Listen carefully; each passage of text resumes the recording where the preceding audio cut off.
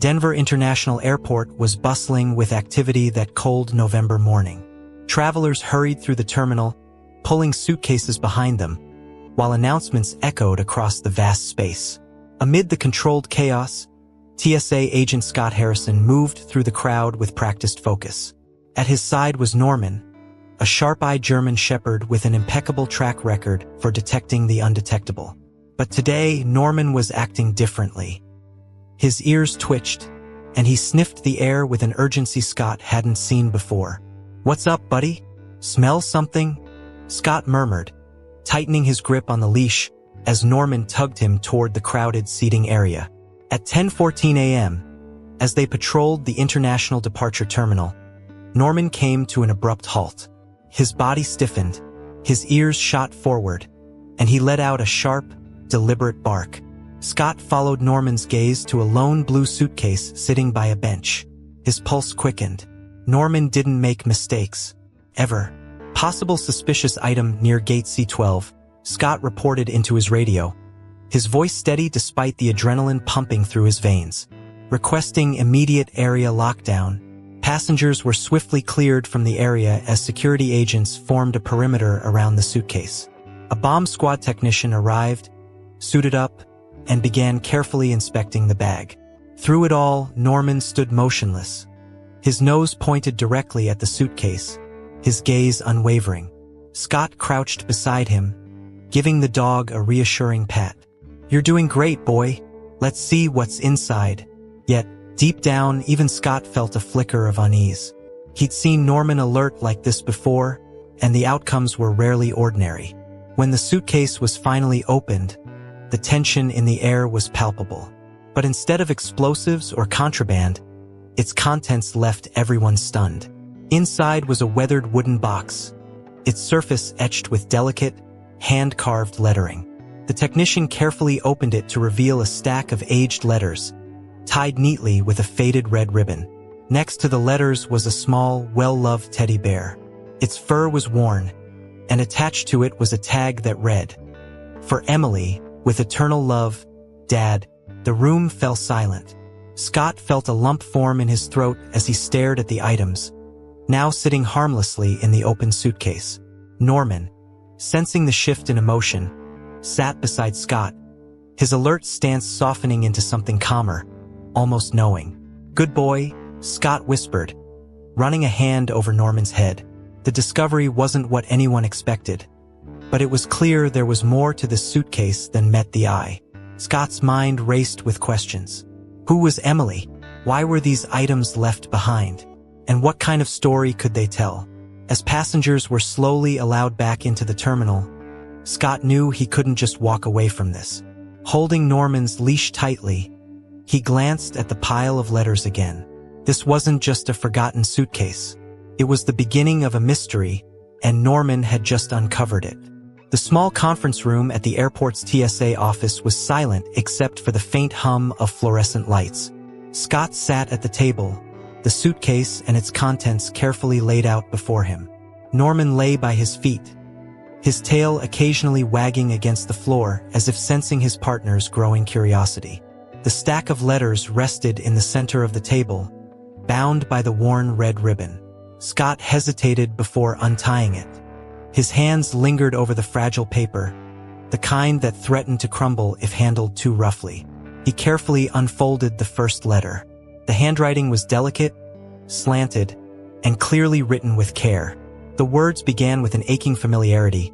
"Dear Emily, I hope you know how much you are loved, no matter where life takes you." Scott's heart tightened as he read further.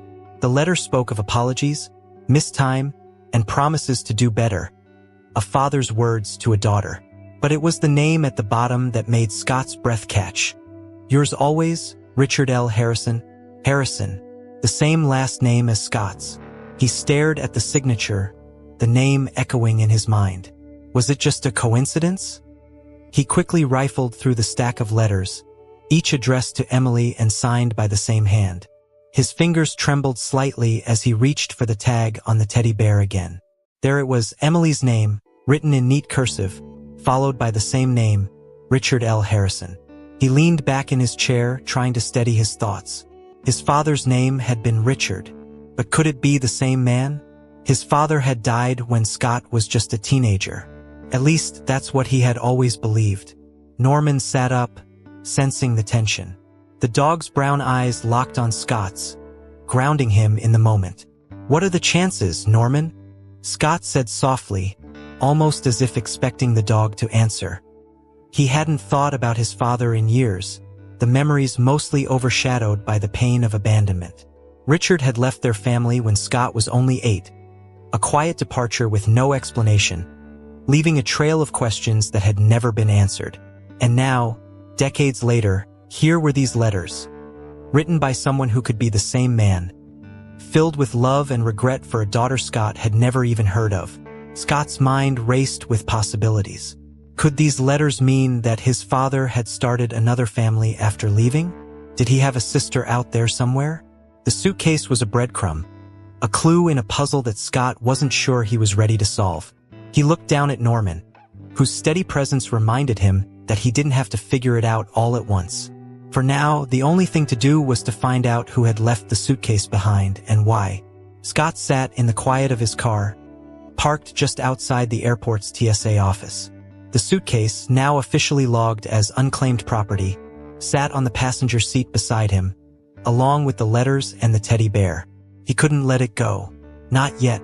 The name Richard L. Harrison, paired with the familiar ache of abandonment, wouldn't leave his mind.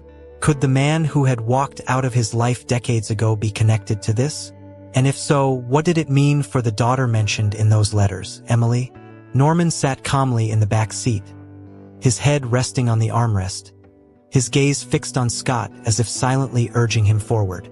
Scott sighed and turned on his phone. The next logical step was to check the airport's surveillance footage. The suitcase hadn't just appeared. Someone had left it there.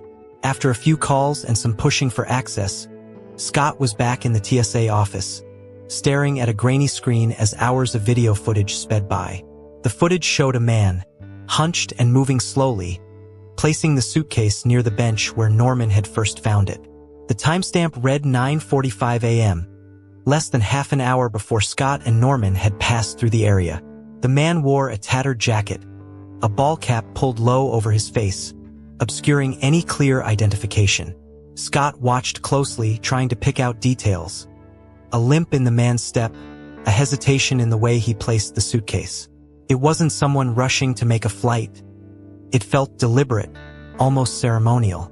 Then the man disappeared into the crowd, leaving only questions behind. Scott leaned back, frustrated. The footage gave no answers, only more mysteries. Why would someone leave such personal items in a public place?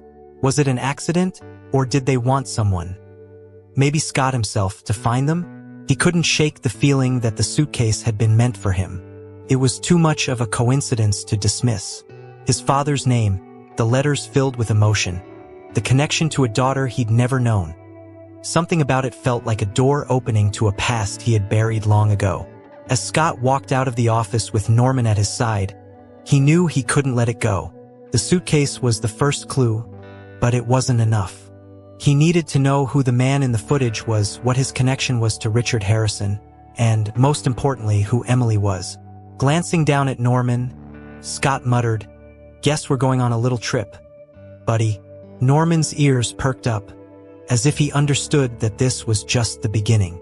The suitcase sat open on Scott's kitchen table later that night, its contents carefully spread out before him. The letters, now freed from their ribbon, were stacked neatly in chronological order. Scott had spent hours reading through them, his hands shaking slightly as he uncovered pieces of a story he didn't know he was part of. Each letter was written with a deep sense of longing, addressed to Emily, apologizing for missed birthdays, for time lost, for things that couldn't be undone.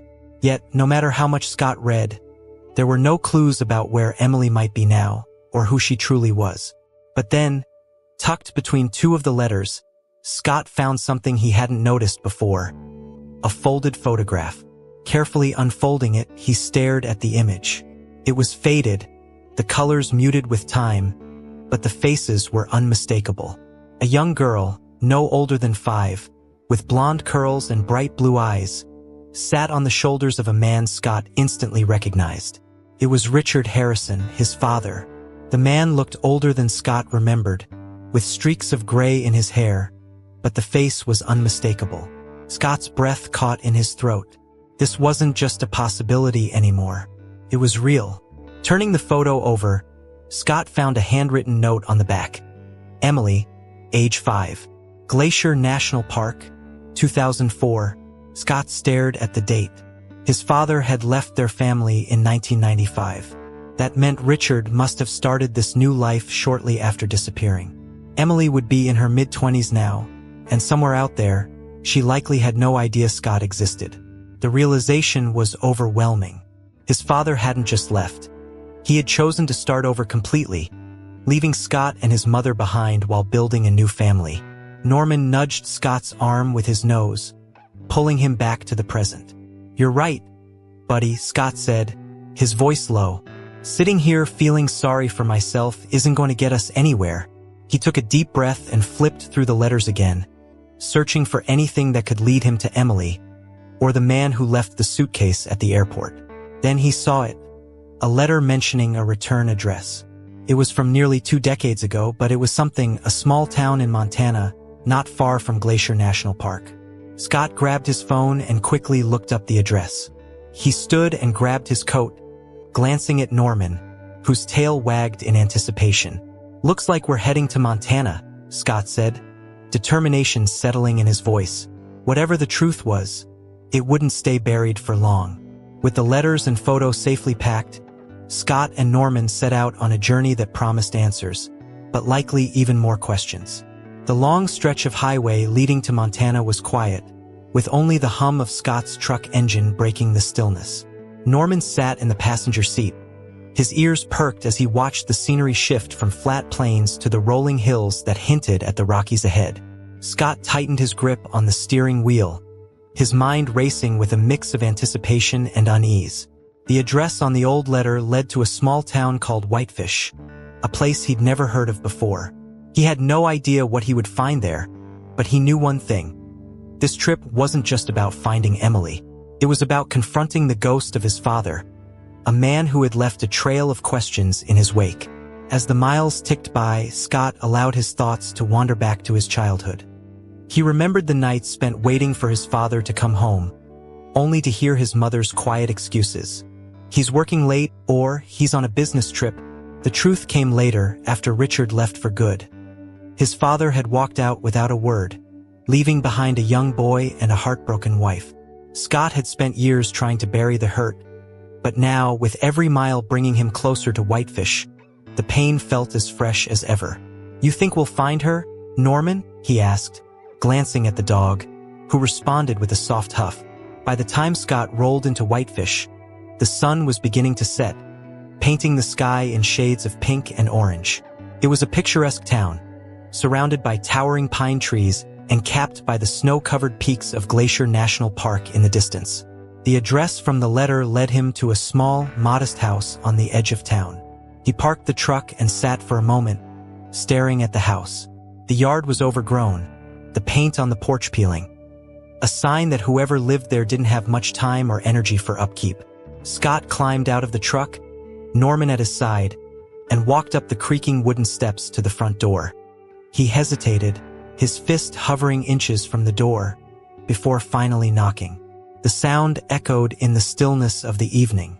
For a long moment, nothing happened.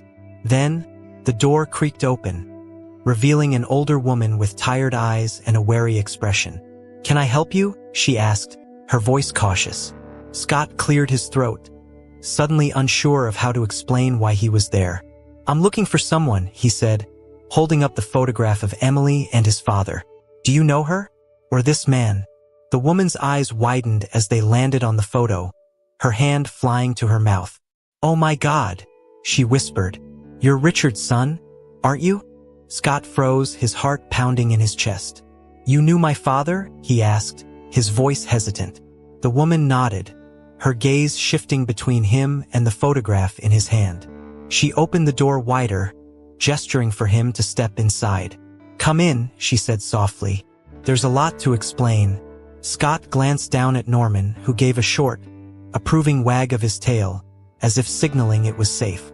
Together, they entered the small, dimly lit home. The living room was cozy but cluttered, with stacks of old newspapers and faded photographs scattered across the furniture. The woman motioned for Scott to sit on the worn couch, while she settled into an armchair across from him. "I'm Margaret," she began. I knew Richard well.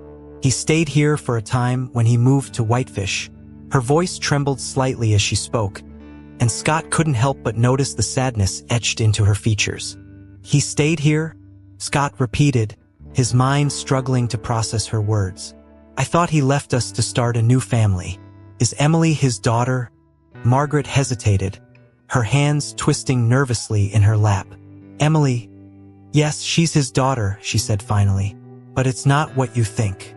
Richard didn't just abandon you, Scott. He was running from something or someone. He never told me the full story, but I knew he was scared." Scott leaned forward, his frustration mounting. "Running from what? Or who? He left us with no explanation. And now I'm finding letters, photographs, and an entire life I never knew about. I need answers." Margaret met his gaze, her expression apologetic. "I wish I could tell you everything," she said, "but Richard kept a lot to himself. What I do know is that he loved you, Scott. He talked about you often, about how much he regretted leaving. And Emily, she doesn't even know about you. He thought it was safer that way." The weight of her words settled over Scott like a heavy blanket. His father had been running from something, but instead of protecting his family, he had created a chasm that left Scott with nothing but questions. He looked down at Norman, who rested his head on Scott's knee, offering quiet reassurance. Taking a deep breath, Scott asked the only question that mattered now. "Do you know where Emily is?" Margaret nodded slowly. "She's here in Whitefish," she said. "But if you want to find her, you need to be ready for what you might uncover. There's more to this story than you realize." The next morning, Scott stood outside a small cafe in downtown Whitefish. Margaret had given him an address where he might find Emily, a local bookstore where she worked part-time. Scott's mind churned with questions as he peered through the cafe's window, clutching a steaming cup of coffee in his hands. He had spent years wondering why his father left, but now he was about to meet the person who might hold the key to everything, the sister he never knew he had. Norman sat obediently by his side, his sharp eyes scanning the street as though sensing Scott's tension. When he finally walked into the bookstore, the soft chime of a bell announced his arrival. The scent of old paper and coffee filled the air, and shelves packed with books surrounded him. A young woman stood behind the counter, her back turned as she sorted a stack of paperbacks. She had blonde hair tied back in a loose ponytail and moved with an effortless grace. Scott hesitated, his breath catching.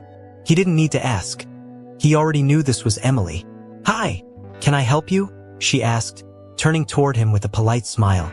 Her blue eyes were startlingly familiar, a mirror of the ones Scott saw in his own reflection every day. For a moment, he couldn't find the words. He had rehearsed what to say, how to explain why he was there, but all of it evaporated now that he was standing in front of her. Hi, he stammered. "Are you Emily?" Her smile faltered slightly, her brows knitting in confusion. "Yes. Do I know you?" she asked cautiously. Scott took a deep breath, glancing down at Norman as if for support. "No, you don't," he said. "But I think we're family." Her confusion deepened, and she stepped back slightly, her arms crossing over her chest. "Family? What are you talking about?" Scott reached into his jacket and pulled out the photograph of Emily as a little girl, perched on their father's shoulders. He placed it on the counter between them. Emily's expression shifted as she picked up the photo, her fingers trembling. "Where did you get this?" she asked, her voice barely above a whisper. "Who are you?" Scott hesitated, then said softly, "My name is Scott. Richard Harrison was my father, too." Emily stared at the photograph in silence, her face pale as she processed Scott's words. Her fingers traced the edges of the picture as if trying to make sense of it. This doesn't make any sense," she said finally, her voice trembling. "My dad never mentioned having another family." Scott felt a pang of guilt as he watched her struggle to comprehend what he had just revealed. "I didn't know about you either," he admitted. "Until a few days ago when I found the suitcase at the airport. It had this photo and letters addressed to you. That's how I ended up here." Emily's eyes flicked up to meet his, a mix of skepticism and hurt shining in them. "Wait, what suitcase? Letters?" she asked sharply, her tone shifting to suspicion. Scott carefully pulled the stack of letters from his bag, along with the teddy bear. He placed them on the counter, giving her space to examine them. Emily hesitated before picking up the letters, flipping through them with trembling hands. As she read the familiar handwriting, her expression softened, tears welling in her eyes. These are his," she whispered. "I recognize his writing. But why would they end up with you?" Scott sighed, leaning against the counter. "I think whoever left that suitcase wanted me to find it," he said. "Maybe even to find you. I don't have all the answers yet, but I'm starting to think my dad was running from something, and it affected both of us." Emily set the letters down and rubbed her temples, clearly overwhelmed. "You're telling me that not only do I have a brother, but everything I thought I knew about my dad might be a lie," she said bitterly. "He was my whole world, Scott. After my mom passed, it was just me and him." Hearing the pain in her voice, Scott felt a wave of empathy. "I'm not here to take that away from you," he said gently. I need to know the truth. About why he left. About why he hid you from me, and me from you." Emily's gaze softened slightly, and she nodded, though her face was still tight with emotion. "If what you're saying is true," she said slowly, "then there's a lot we don't know about him. But maybe we can figure it out together." Scott felt a small flicker of relief at her words. He hadn't known what to expect coming here, but now he felt a glimmer of hope. "There's one more thing," he said hesitantly. "The man who left the suitcase at the airport, I saw him on surveillance footage. He looked older, but I couldn't see his face clearly. I think it might have been him." Emily's eyes widened, her breath hitching. "You think Dad's still alive?" she whispered. Scott nodded slowly. "I think it's possible. And if he is, we need to find him." The cafe had quieted, leaving Scott and Emily sitting at a small table with the letters spread out between them. Norman rested at Scott's feet, his ears occasionally twitching, as if picking up on the tension in the air. Emily's fingers hesitated over the photograph, her expression a mix of disbelief and sadness. "Do you really think he's alive?" she asked, her voice quiet. Scott nodded. "I think it's possible," he said. "That suitcase wasn't left there by accident.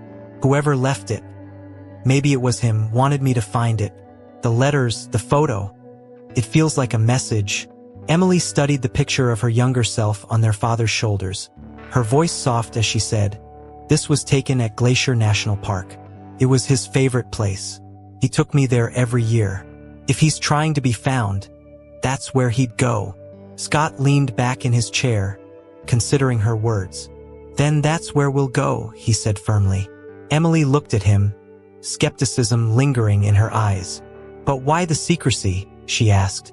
"If he's alive, why not come to us directly? Why leave a suitcase and disappear?" Scott didn't have a clear answer.